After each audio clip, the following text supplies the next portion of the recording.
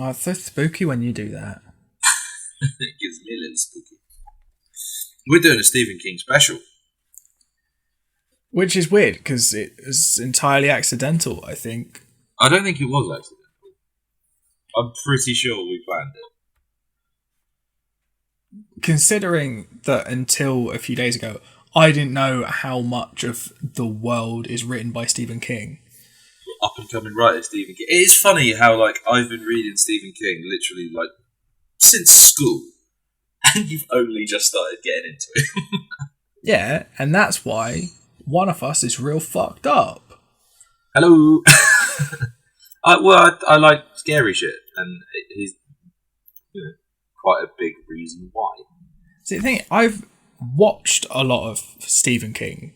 Not a lot, but I've watched things that are Stephen King, but had no fucking idea. Give some examples. Carrie. Yeah. Didn't know that. Stand That's his by first Me. book as well. Yeah, it was. First book, and 3 years later it's a film. This guy's a fucking machine. But by that time he was on his 9th book or something. Shawshank. Yeah, a lot of people are surprised about that.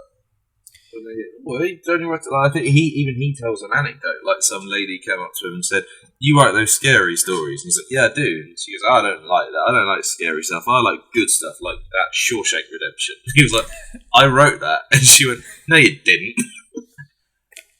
The Green Mile as well. Yep, that's a long film. That 3 hours. Shawshank's 3 hours as well, though. Do you know what a long film needs? A fucking banging theme tune. Oh no, it's not worked. There we go. It's back.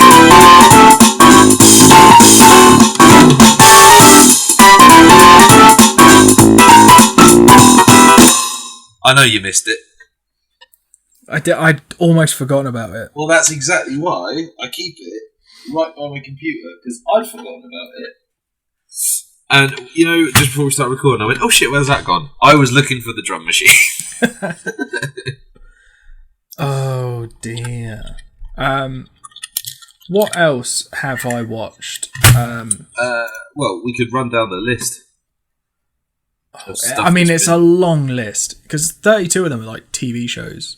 How many books of his have you read? You've only read one, haven't you? It. Yeah. Which you did. You finished literally a month or so ago, didn't you? Yep. It was real good. It meant I got to watch the best Christmas movie of all time. It.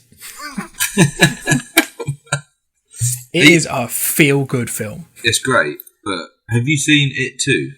No. Shame, that one.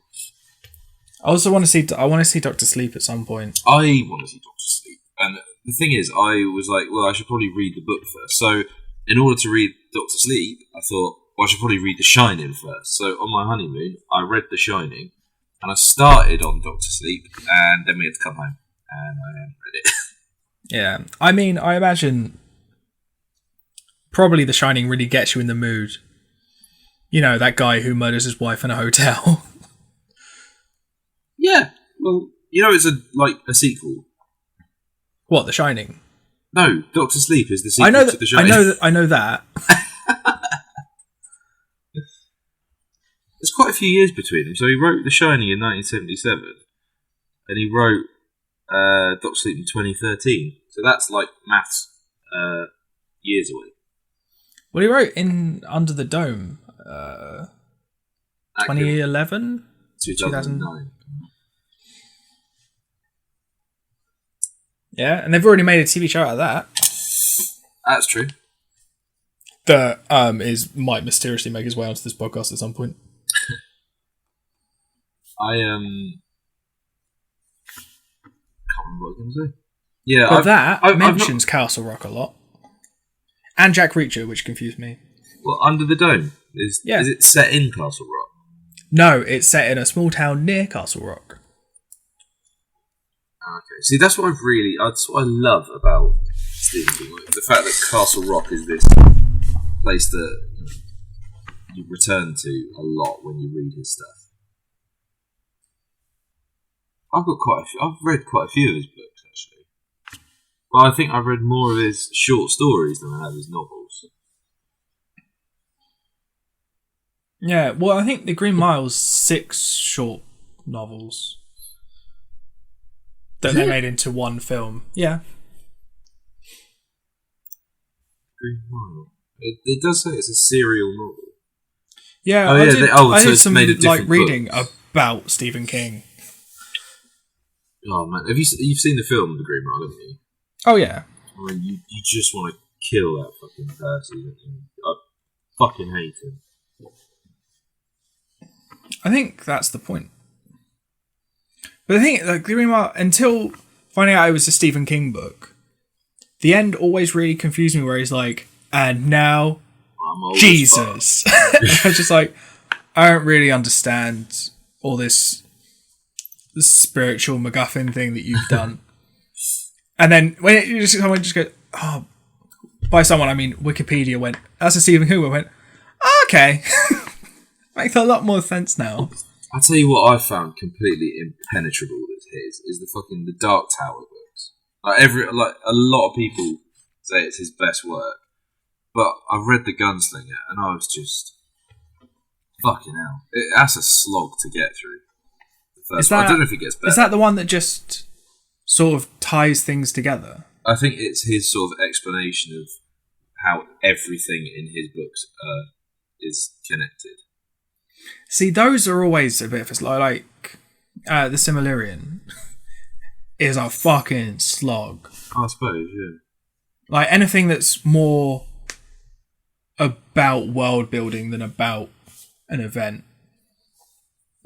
Because I'm like 30 hours through into Under the Dome. I keep wanting to say Into the Dome, but that's what they do with the missiles. Fire them into the dome. I do want to, like, because we did Mr. Mercedes at the end of last year, didn't we? I think that probably. I want to get those. Yeah, the books for that. Definitely want to. I'm going to either read or listen to. I'm probably going to listen to those books. In fact, I might do that before 11/22/63. A little bit of me just wants to get through them all. Yeah, like I think for my honeymoon, like the big honeymoon, I'm going to get a Kindle and I'm just going to load it with Stephen King books.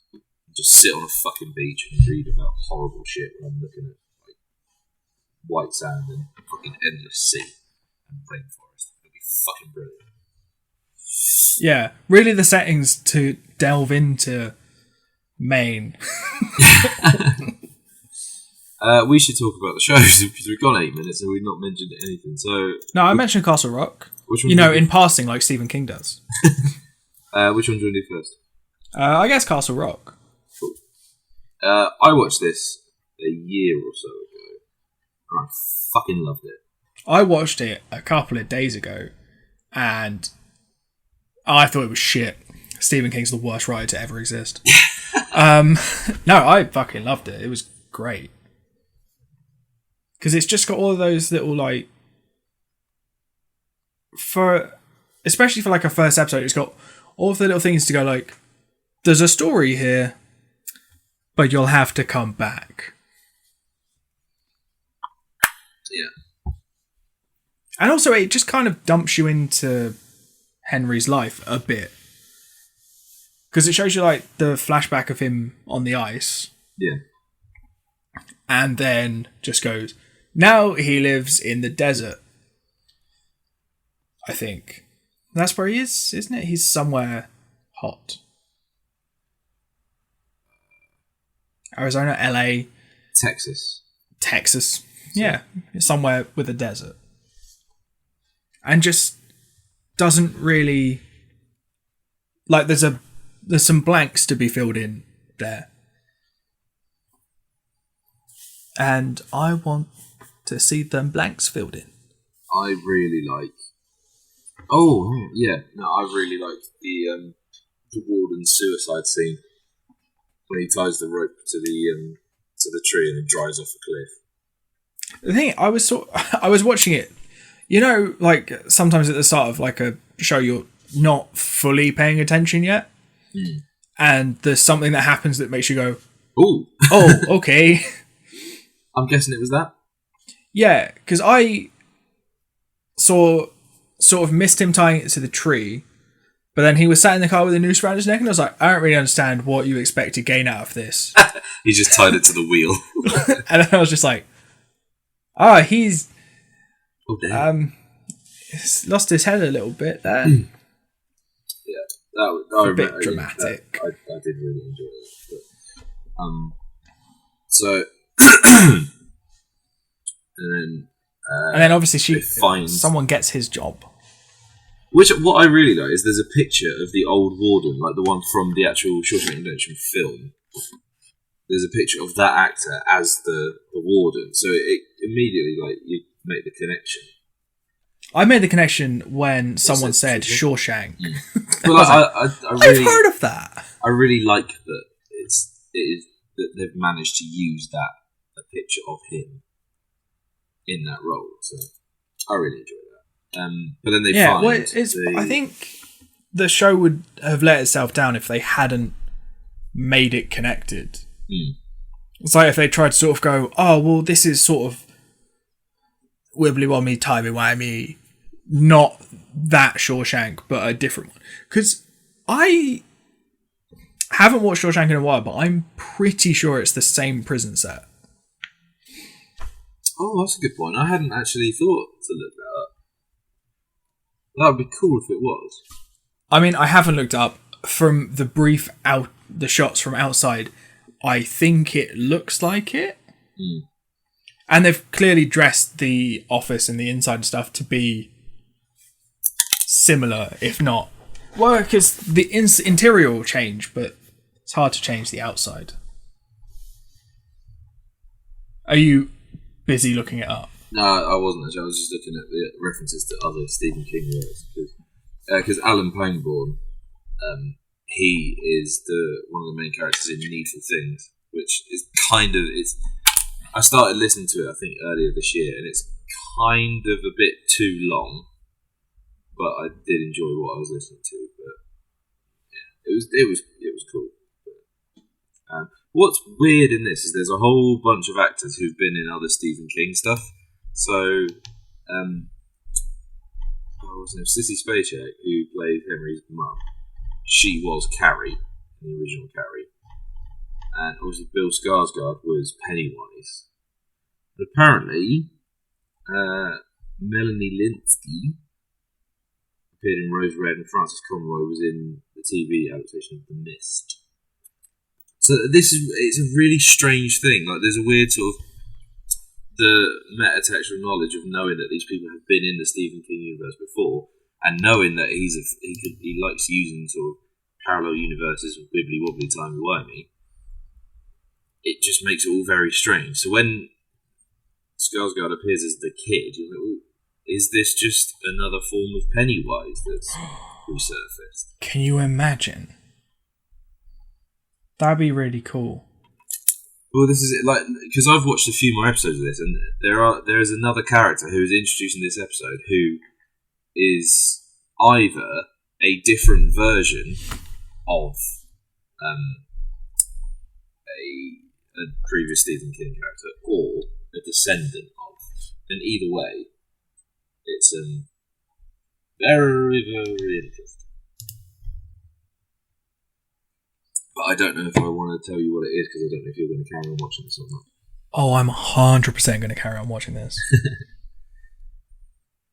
I can't remember how far through this I got. Actually, I got a fair way through it, like pretty much towards the end. Because I think there's only 10 episodes of this. 1, 2, 3, 4, 5, 6. Oh no, 7. Yeah, but I mean, this only came out a couple of years ago, so we're actually relatively current. Yeah, for once. Yeah, makes a nice change. I cannot remember where I got to. Cause I watched a whole bunch of them in one sitting, and then I stopped for ages, and then I watched a whole bunch of them in another sitting, and then I stopped for a while. So I think I got to that. I think I watched The Box, or was it Harvest? I can't remember. Oh, there's a season 2 of Castle Rock. I didn't realise. I'm just trying to find out if it's filmed in the same place.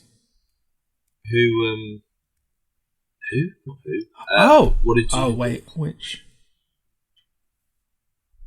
I can't tell. Wait, if I look up. No.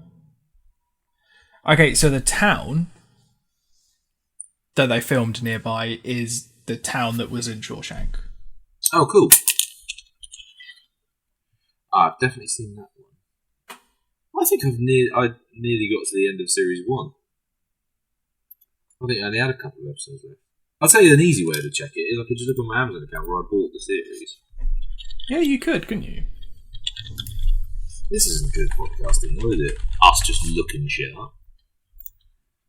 Yeah, but we're looking up important shit. Sure. It's Castle Rock. Sure. Shank.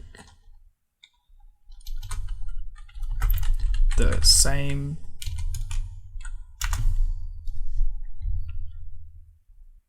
That's not helpful. Let's just assume that it is. Okay, then. So, after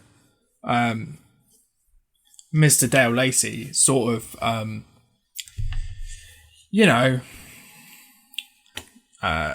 decapitates himself with a tree and a rope and a car.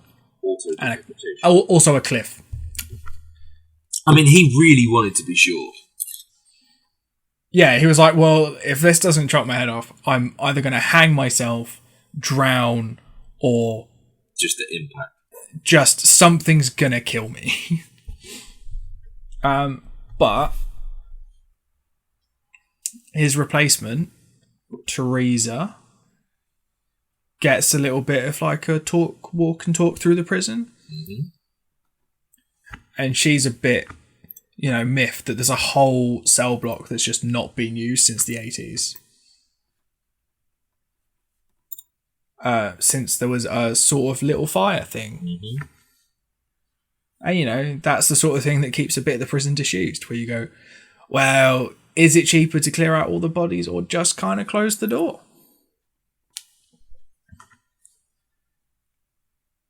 I mean, I know what I'd do. I'd close the door and find a new job.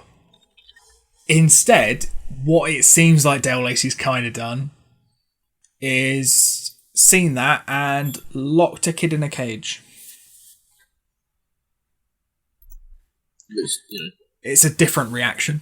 I was going to say, that sounds incredibly normal. I mean, for a Stephen King book, yeah. To be fair, yeah. There's a lot of hidden secrets and things. Like, it could have been a lot weirder. What I found that I liked about the TV show is that it's got the guy who plays Zelinsky.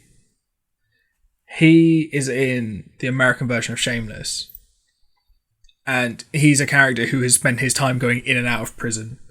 So to see him as a prison guard a little bit was you sort of just go, clearly the prison system works.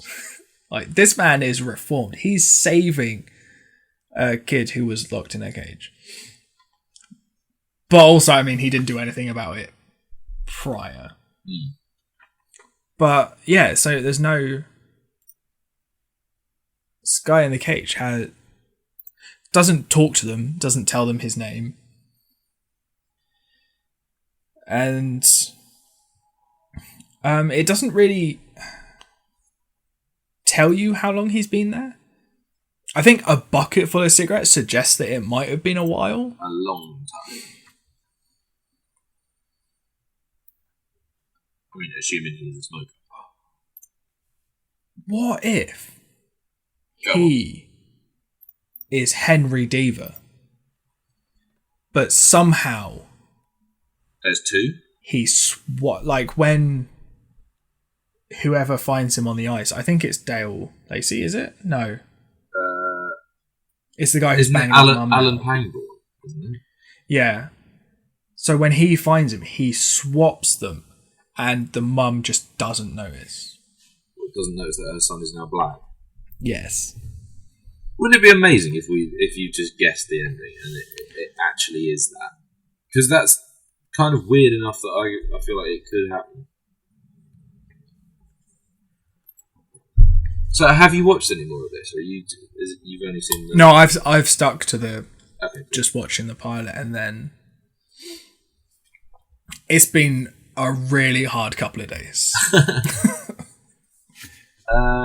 Can we talk about Molly Strand, please?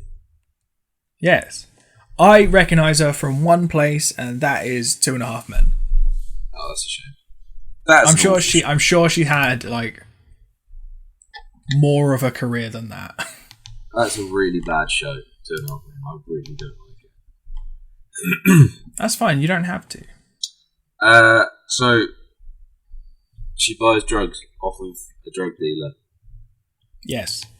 I guess you don't recognise what condition she's describing at this point. I can't remember. She says like, "Oh, I need it to it helps with her illness or condition or whatever." Okay, I'm gonna don't worry about that. That will become clearer as you go on and watch it. Well, she just says a condition. I don't remember her describing it. I might be thinking of a slightly later episode actually, because this is the thing is I can't really remember which bits are revealed or discussed or whatever.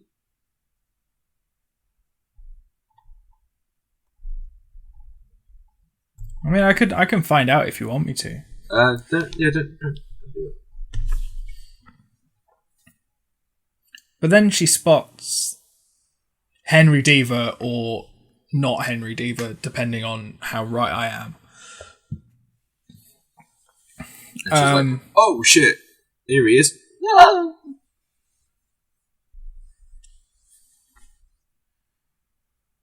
And he goes into the church and finds a picture of his old man. Yeah, where... And then there's that weird flashback where she's holding like a chess piece. Yeah. And he's got no idea what happened to his dad. Yeah, and doesn't he also find out that they've paved over the graveyard? Yes. Yeah, that's it. That's why he looks at like the paved bit. He's like, "Oh, fuck's sake." Where's my dad?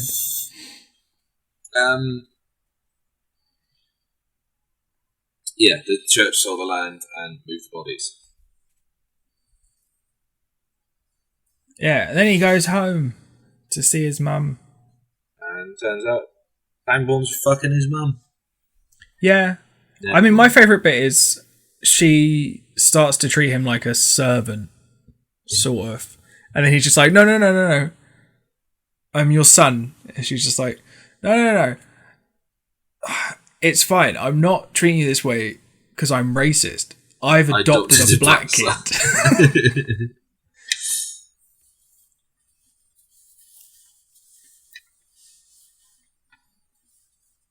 But then, yeah, Pangborn bangs his mum a lot. Well, not that we see. Not that we see, which is disappointing. It's... But yeah, He said that Zalewski, he's watching the monitors, isn't he? And then he notices that, like, shit's going down. Well, I think there's a whole chunk that happens between those scenes. Because, I mean, the whole reason that Henry came back is because Zelensky called him. Yeah, to get to Shawshank. After Cage Man said the only three words he says in the whole episode, which is just Henry's name.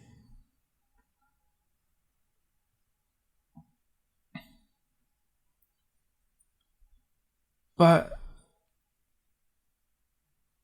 yeah, I'm interested to see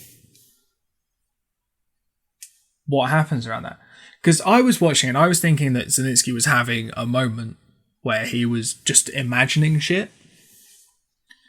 Oh, like he was gonna hit the alarm and like someone was gonna come in and be like, "Dude, what the fuck are you doing?" Yeah, nah. Shit go down. And then there's also Molly's like looking through the box with a timer. Mm-hmm.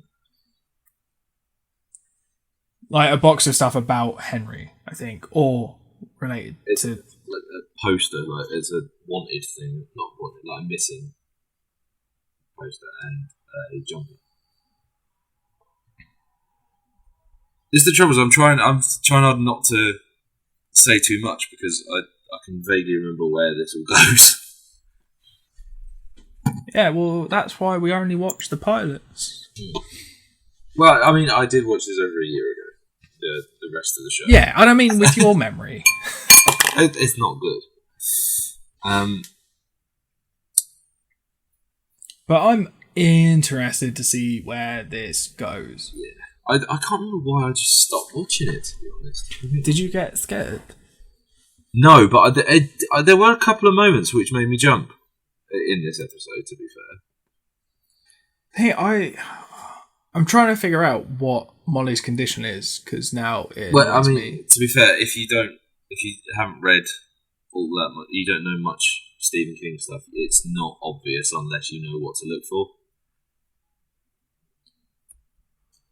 It's not going to be... I'm trying to think... But I will say now, if you guess it, I am not going to tell you if you're right or not. Fine then. I'm not going to bother guessing. Well, because the only thing I can think of is that her mood seems to change when she's talking to different people. So it's something like telepathy or something shit like that. Well, I mean, or if it's just like she's a sociopath or an empath. I do keep an eye out for like or something telekinesis. With a path in it. Cycle. Yeah, she is a bus lane. I did really like this when I. So did I, and it's really well paced as well. But J.J. Abrams is involved, isn't it? And he's really good at like mystery and stuff. Yeah, because I mean that's how I came away from The Last Skywalker with questions. Also, I told you I rewatched that, didn't I? Yes. I think there are definitely bits of that film that I'd cut out. Oh, really? Yeah. Like...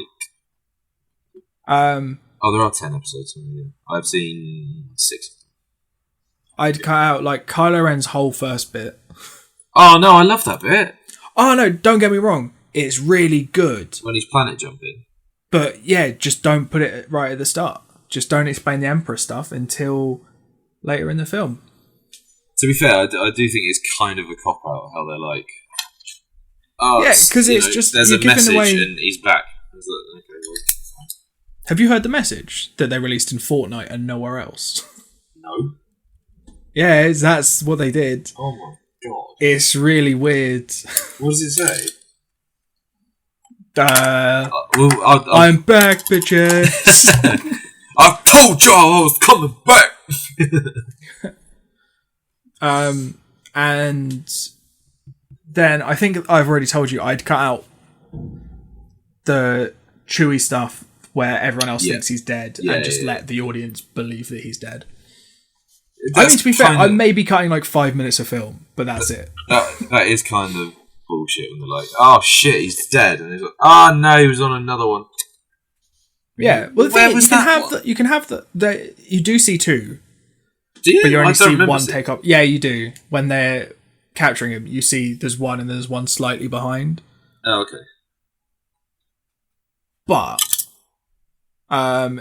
clearly people don't remember that. No. So just let everyone, the whole audience, think that Chewie's dead, and then on the next plan, just be like, "Oh my god, Chewie's alive!" And it's just like, then the audience gets a bit more like, "Oh fuck yeah, Chewie's never gonna die. Give him a fucking medal."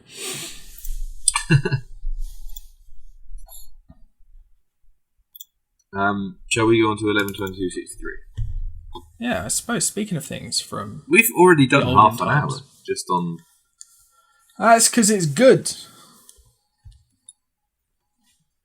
Okay, 11/22/63.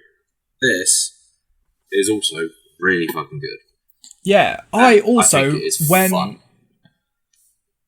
when it came on, the person I was not expecting to see straight away was James Franco. Oh, really? Well, yeah, because I don't look things up before I watch them or put them on the list. Oh, you didn't know he was in this then? No, and I was just like, James Franco.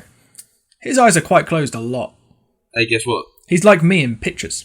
J.J. Abrams was executive producer on this as well. I'm starting to think that maybe J.J. Abrams is a fan of Stephen King. Yeah, I think so. So 11/22/63 is the American way of writing the date of 22nd November 1963, which is the day JFK was shot. Which is weird, because I've watched a lot of documentaries about JFK, and the date never stuck in my head. Really? But now, yeah, like I never really remembered the date that it happened, because it never seemed that important. But now, it's all I can think about. There's a chap who runs a diner, and he discovers that, well, he has discovered that in a cupboard in the back of his diner is a time portal that leads to 1960, and he decides that his mission is to prevent the Kennedy assassination. Yeah, like his whole speech about it is just like, imagine how different the world would be. Yeah, it's like, so if he's not shot, then Robert Kennedy doesn't get shot, and Vietnam doesn't go on for so long because Johnson never got to power. Nixon presumably wouldn't have gotten to power, or maybe at the very least it would delay. I'm not sure the timings of Nixon. But yeah, basically, yeah, American politics is not our forte. I mean, I've read a lot of Stephen King, right? And people messing with the natural order of things, expecting better results than what they currently have, never ends well. So I'm intrigued to see how this ends. I'm trying to think, because there's something else I watched that's a bit time travel-y, and that has the past fighting back when you try and change it. Maybe it's timeless. It's represented in a real cool way with this show, like just events occurring. So like he tries to ring the guy. So it's no, I'm sorry. I was thinking of the Flash. Oh, okay. The Flash. Every time he changes stuff, things are worse. Like he gender swaps a baby. Like it's weird. Jake at one point in 1960 tries to ring his father, who obviously he's not alive at the time. Jake isn't alive at the time, so there's a lot of static down the phone line, and they can't hear him, and the phone box lights are going on and off, and eventually this car just rolls right into the phone box, and this woman, he's forever dogged by people saying you shouldn't be here, and that's either like, okay, you've snuck backstage at a talk that JFK is giving, you shouldn't be here, or there's sort of the more existential version that there seem to be people who recognise that he's not from that time, and they'd say, you shouldn't be here. I've only seen it in that like way of that's the past recognising that you shouldn't be there. Yeah, you don't and know just sort of because no one, like when people are saying you shouldn't be here, people are just sort of like, no one really cares. Like no one clocks it. Yeah. Like no one sees them talking to him. But the thing is, I feel like this is a show where he's going to be going forward and back a fair old bit because he is not good at this time travel thing. Well, this is it. I think he does try it multiple times, like because the first his mate says to him, he's like, right, first thing you do is you buy a reliable, normal, boring car. And the first thing he does is go and he gets a flash suit, a nice haircut, and he goes, right, there's a big old flashy car. Fucking having that. And then when he makes the first bet, because he goes back with basically the the almanac from Back to the Future, all the sports results. And when he makes that bet, like, to their perspective, right, so this guy comes into their bar, he says, right, I want to make a bet. Okay, for how much? For an extortionate amount of money for the time that we're in. $100, which is fucking a lot of money back in 1960. He goes, right, well, it's for this fight, and he's going to knock him out in the 6th round. Just out of the blue, this guy comes in, gets it right, walks off with $3,500, and they are not happy about it. No, they are not. So But I imagine he is going to fail, which means he's going to spend 3 years getting to 1963, failing to stop the assassination, then having to go back and do it again. I see the thing. I think they'll do a lot of. He'll have some shorter runs in there, and then the first time he gets all the way to the assassination, That's it. or he succeeds but fucks up something else, or he dies. Well, this is the thing. Like, I think there's only a few outcomes. Is either he does it and he returns and the world is better, and it's that's how the story ends. He does it, prevents the assassination, comes back, the world is completely different. Or he ends up shooting Kennedy. Or can you imagine if there's still something happens in the book repository, so there's still a gunshot from there, but no bullet leaves, but one of like the other several gunshots that people claim to have heard is the actual one that kills Kennedy, and it was never Lee Harvey Oswald. And then season 2, he goes back to the 60s to try and fucking work out where it came from. Also, he goes off to save his friend from being murdered by his dad. That's where I think the first episode leaves off. Yeah. Well, I mean, first episode, it's a super long one. It's a feature-length episode.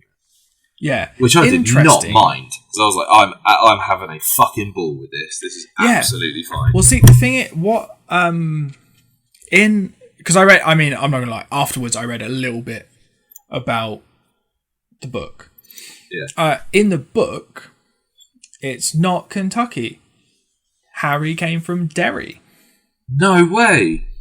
Yeah. It's on, that fucking messy ass fucking sheet of how all the books link together. Yeah. It's on there that Derry. Yeah, and it's Jake that's on there. It's like he goes to Derry and does some time traveling shit. So, because in it rears its head every 27 years. Is one of those 27 years at a time when... I don't think it is it? It's too no, because wasn't the first one was in the 50s. Yeah. The kid stuff's in the 50s and then the adult stuff's in the 70s, 80s. I think it's 1953. Or is it 58, the first? I think, it's too early to be around the same time as the assassination. But, like, the evilness of the town is still there. Yeah, totally. Yeah. And that's the thing, that's why, like, my head just sort of instantly was like, oh, I can see why that fucking crime would happen in Derry. So a man comes home and just murders his entire family, but doesn't kill his son and leave. But I think he's gonna save Harry, but then it's gonna be all kinds of other fucked up, and he's gonna go back to reset it. Because that's the thing. I like that this up front just explains the rules. Just goes, time passes 2 minutes now, however long you spend in the past. Every time you go in and try and change something, it resets and you start in the same fucking place. And it's just like, these are the rules. Like, straight off the bat, time travel, it's just like, rules. Yeah. I'd like a show or a film, a story that has rules. I like a thing that in the first episode, maybe not even 20 minutes in, it's just like, so, while I've got your attention, here are some rules. Yeah. And the thing, I want to watch so much more of this. Well, I don't know whether to watch it or listen to the book first. I think the adaptation will be different enough. Possibly. I kind of want to. I want to know if the show ends at the same point of the book. Like, is it just a one contained series? Because I wondered if there is a series 2 or whatever. I don't think there isn't at the moment. There's not a series 2, but then I don't know if... And it's been a couple of years, so I don't know. Perhaps it is just a self-contained thing, which would be great if it is.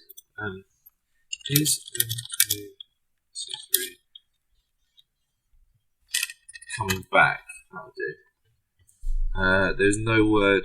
Fans are certainly enough to dig into for a second viewing. Will they make another season?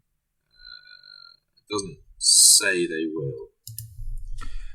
I think that's good. Yeah, I like stuff that ends. Like in the same way that I don't want a season 2 of Dracula on the BBC. I don't think they're going to do one. Yeah, I mean they kind of can't, can they? Spoilers. But yeah, I mean I think in the several years we've been doing this, big advocates for not overdoing something. Yeah, totally. Walking Dead, looking at you.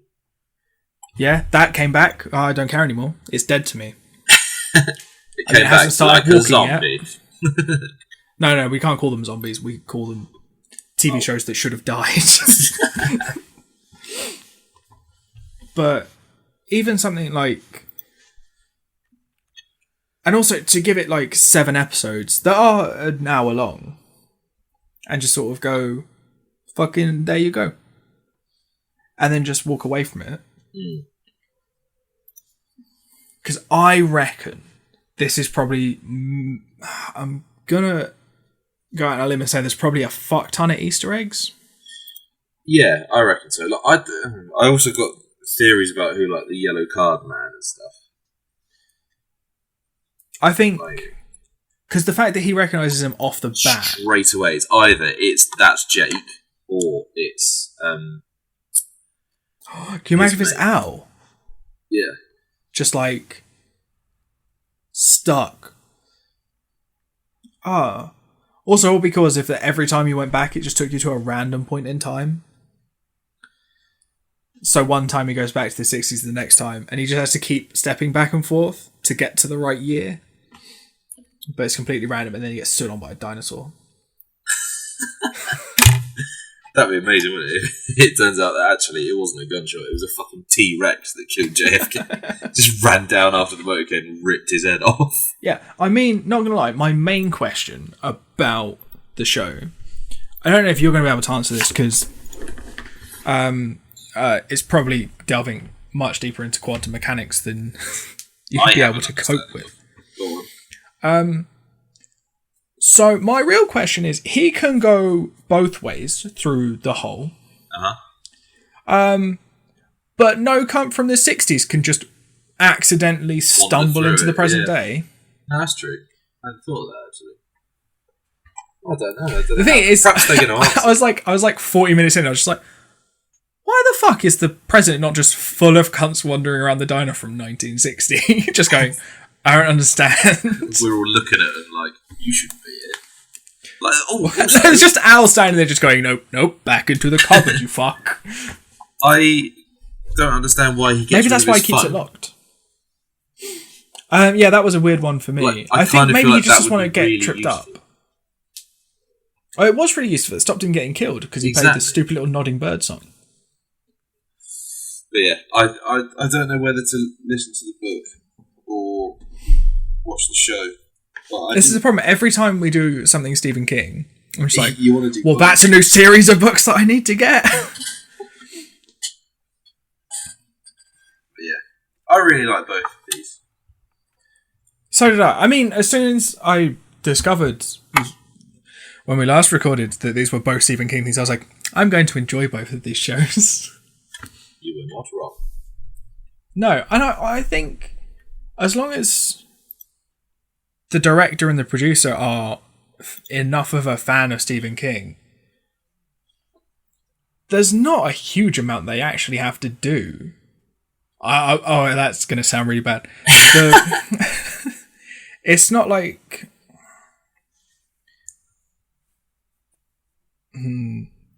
What you trying to say, boy? I'm trying to say it's... Would the source material's so good that it's quite an easy thing to adapt. Yeah. Yeah, I'd agree with that, I think. So they're not having to chop and change things as much as you would if you were sort of like, the source material, there's a good idea in there, but there's a lot of fluff. Because what I've with the stuff that I've listened to, the one and a bit books that I've listened to I can already tell that he's going to be a fantastically famous man one day. One day, this up-and-coming young whippersnapper. I mean, he's only written maybe a handful of books Quite a few. a year. Quite a few. What have we got next? Oh, coming up next is The Umbrella Academy. And? Doom Patrol.